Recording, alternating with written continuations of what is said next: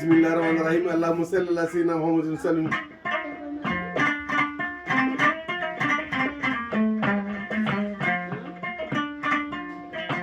jule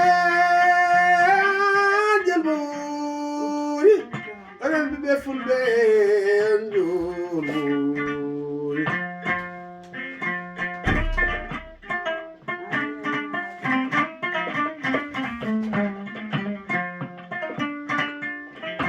jule jelburi furankoɓe jolburi bandiraɓe sehilaɓe allahumma salli ala sayyidina muhammadin sallim min calmini goto fof inde muɗum yetode muɗum caggal noon kadi min jetti allah min juula nabina sallallah alayhi wa sallam min jetti nene baba min puɗɗirima jonde bisimillahi rahmani rahimi yomin umuron alhamdulillahi rabbil alamin allah emin ñaago allah subhanahu wa taala ñalawma hande ñalawma garwanijo e lewru arawandu ujunaji ɗiɗi e nogas goho ɓawo jibinande Isa ibnu Maryam no min kewno waddude e furankoɓe e duddariyankoɓe windere nde foof en tawmo hikki en tawmo wuuri taw eɗen ɓeyi taw kadi diine men kadi ustaki ne hitande 2020 yaade nde won ujunaji ɗiɗi e nogas ɓennude yonde yaade kala caɗele men kala ñawuji kala tana kala kata yo yaade mayre kala faaɗede ɓittede yo yaade mayre ndeɗo henne ujunaji ɗiɗi e nogas e goho yo waɗonen hitade ɓamtare cellal kisal ndenka allah allah ɓeydana en arsuku allah ɓeydana en sutura ɓeydana en diina ɓeydana en cellal oɓe haqqi rasul sallah sallam jule yon jolmuri fuɗankoɓe on jolmuri ɗum noon kadi mbiɗen puɗɗinde ajjoto tawde mbiɗen fof kadi ɓiɓɓe adama e hawa wadde windere nde fof en beltini en teddiniri puɗɗinde kadi heewi kadi ko ajjari eɗen jiiɗi kadi hande e fulɓe ɓe kalata pular eɗen jiiɗi ɓe gona fulɓe ɓenne kadi dokke gueɗal mumen hasane famda ko ɓurum sette ketoɗe jile muri arabil alamin pour un africain de l'ouest ayant grandi dans l'héritage des empires de Moyen-Âge, le Songhai, le Ghana, le Mali, le Tekrour. La musique est une parole. La parole est un verbe et le verbe est créateur.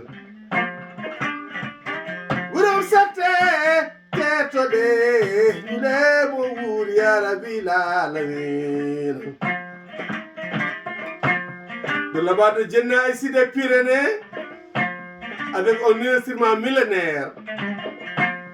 Car cet instrument existait 7000 ans avant Jésus-Christ dans l'Égypte pharaonique.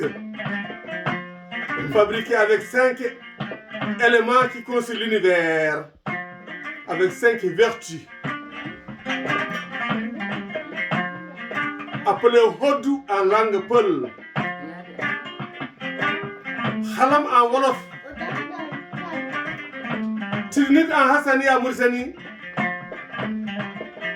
Kourbu Karba en Pôle de Songa et Sora du Mali, Keronaru en Pôle de Guinée, Ngoni en Bambara, Gambari en Soninké, Gambri en arabo-berbère. Kaborum sate ketode, ile moudi arabil alamin. Nduɗo hoddu fewnirako gueɗe joyyi hewɓe e wittiyankoɓe nder ko gueɗe nayyi aduna o taga hendu e ndema jeyngol e leydi kono sen duttima duuɓi ujunaji jeeɗiɗi ari andi misade jibinte ɓeyden hen manque ngel tan ngel ɗum wonde joyi woni leggal donc le 5e élément le bois leggal rendini doole leydi e doole asman holli en hono poɗen wuurdude haso leƴƴi men jiiɗa haso guri men jiiɗa haso diineji men aaraji men jiiɗa haso dawduɗo men jiiɗa finataw men jiiɗa taw ndiyama jeygol mbawi famodirde kodda e lekki ɗi kadata lekki ki mawnude wuurde kadi kañƴe ɗi guurdi goto fof bonnani goɗɗo on ko jande wonande enen bani adama en ɓiɓɓe adama rencontre des forces célestes et des forces terrestres. L'eau tombe sur la terre, l'arbre germe. Et en montant l'arbre, en relief le ciel et la terre. Et au sein de l'arbre coexistent deux ennemis jurés, sans qu'on porte atteinte à la vie de l'autre. Il s'agit de l'eau matérialisée par la sève et du feu, car on peut venir feu en frottant du bois. Oui, même la nature nous montre comment vivre en paix, en harmonie, en fraternité, même si on est différent de la couleur de la peau, de croyances religieuses, d'opinions politiques et de conception de la vie. Pourquoi pas nous les humains dotés d'intelligence, capables de réfléchir.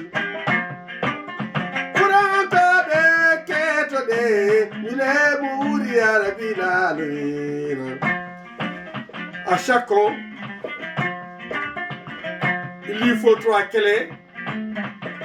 Pouvoir trouver un compromis pour mieux vivre la cohabitation pacifique, j'allais dire vivre ensemble. La foi, la voix, la loi.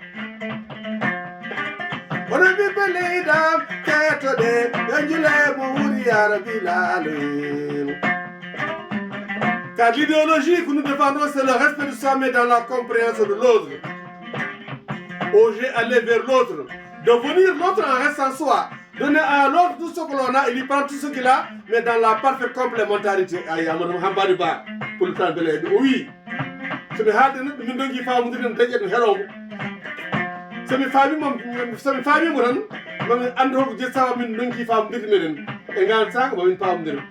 si je parle à quelqu'un et que ce dernier ne me comprend pas, moi je me tais et je l'écoute. Quand je l'aurai compris, je saurai pourquoi il ne m'a pas compris. Et en ce moment, nous allons nous comprendre. Car qui que tu sois, quoi que tu puisses avoir, savoir-être, il te manque 4 choses.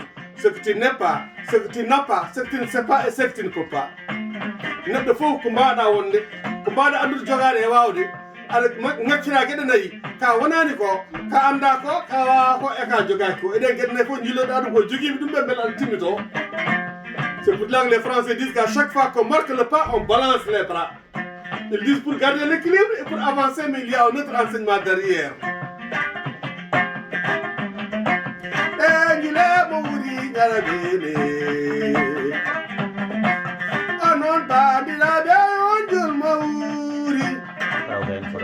dañi tawtade hannde e moɗon ko Daouda Samba Dieye mo jaariguel Jammoule jaguetere jabitari Demba ceddo endel aadi bilaade 7 bilaade ndeɗi surjinne wona wordo sukaɓe kono moori ko moorimi sanjo ko cancimi cugulu potani addude ɓoye hoore moƴƴe gen gendol groupe 7 groupe 5 étoile jaariguel jiddi jingue groupe 3 fof wertinama ɗo allahumma salli ala seydina mouhammadin sallim ɗo noon mi waynoro ɗo henne tan ley permin lefol ngol bandiraɓe nañi ko beltori kadi seeɗa ley leele ne weela jaatige e men o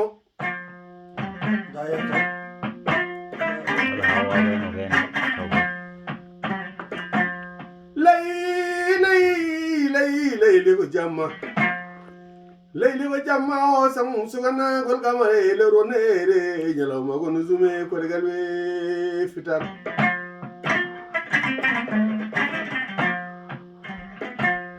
tuguna ko damga e ngenar damga e ngenar bo sayir laaɓe lawtoro halayɓe laameji goɓe ha punnu kumpannan bu malik si furatoro e fura ñooro fura masine fura ko ñakkaari fura jalo ha ngawo ndere Cameroun Burkina Nigeria Tchad ha Uganda Afrique ɓiɗo pullo kala ɗo gonɗa mbarayre jam farlankoɓe dundina ha ɓe lorankoɓe jeguesnaɓe ɓurulɓe yalalɓe kala ɗo gonɗo mbaronkire jam halayɓe lamɓe jiggoɓe suskay laba jeyd laba laami labana laami may bonnat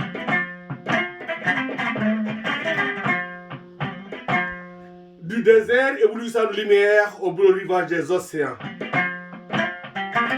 Du Sahel, couleur de miel à la verte forêt gorgée de sève, j'ai chanté le monde. Ce bloc qui s'est fracassé pour engendrer l'Afrique, l'Amérique, l'Asie, l'Océanie. Toute cette vaste terre, le qu'on a d'un seul être, l'homo sapiens, qui est l'être humain d'aujourd'hui. Donc, ça n'aurait pas été l'erreur humaine, il n'y aurait pas de conflits mondiaux, il n'y aurait pas de la guerre mondiale. Il n'y aurait que de la paix et de la fraternité, car comme disait Mahatma Gandhi, la violence est la loi de la brute. La loi de l'homme est la non-violence, car la violence engendre la violence.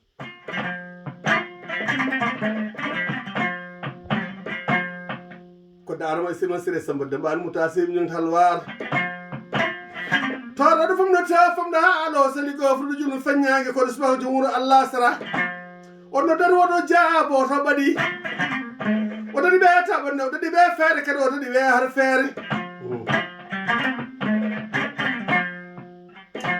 Lorsque les Français lui ont demandé, Chemoul Fouti, ta sérénité, ton courage, ta bravoure, lorsque tu l'épuises, il leur répondit que la grandeur de l'homme n'est pas dans ses armes, mais dans la science, la patience et son éducation, et que la connaissance n'a pas de couleur.